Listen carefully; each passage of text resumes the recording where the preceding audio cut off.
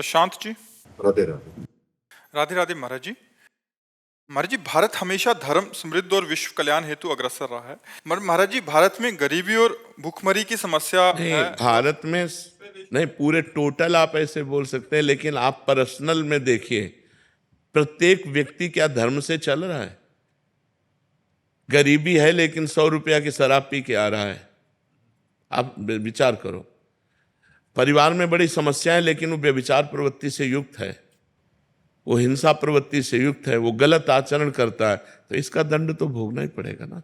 ये धर्मात्माओं का देश है, ये धर्मशील देश है, ये कर्म भूमि है। अन्य देशों को ऐसा नहीं कहा गया, हमारे शास्त्रों में भारत को कर्म भूमि कहा गया है।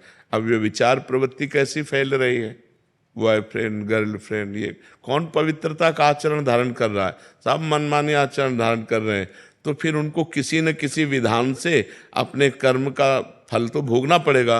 तो कर्म भोग इसी में आता है कि दुख है, दरिद्रता है, विपत्ति है और डिप्रेशन है, नाना प्रकार की प्रतिकूलताएं हैं, इसी में तो दुख आता है। तो दुख ही पाप का मार्जन करता है।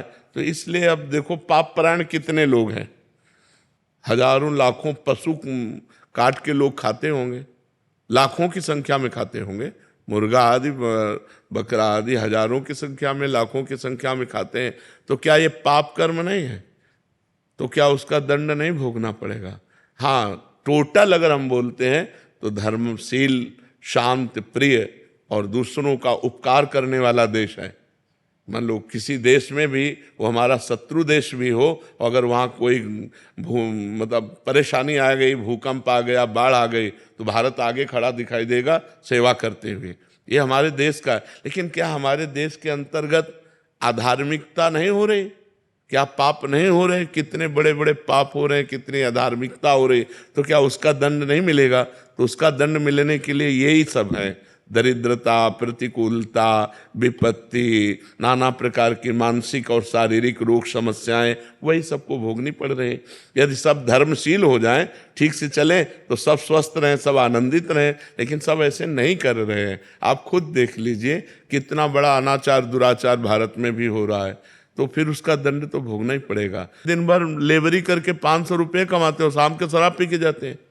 अरे उसी के हरी सब्जी लेके जाते तो पूरा परिवार खाता, उसी के थोड़ा मीठा मीठा लेके जाते, परिवार प्रसन्न होता।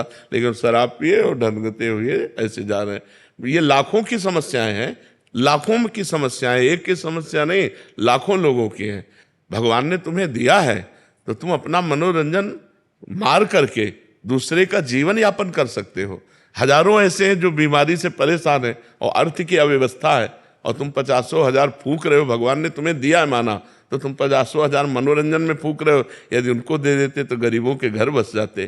तो ऐसे कितने लोग हैं जो विचार नहीं कर पा रहे कि हम अपने भारत का सहयोग करें। हमारे भारत की गरीबी दूर कैसे होगी? जिनके पास अपार धनराशि है, वो गरीबों को ऐसी व्यवस्था करे। तो ऐसी मति गति कहाँ है? तो इसलिए टोटल तो हम कह सकते हैं कि हमारा देश धार्मिक देश है, शांति प्रिय देश है और दूसरों का उपकार करने वाला देश है। लेकिन सब नहीं है, इसीलिए सब भोग रहे हैं, इसलिए अपने अपने कर्मों का फल भोग रहे हैं।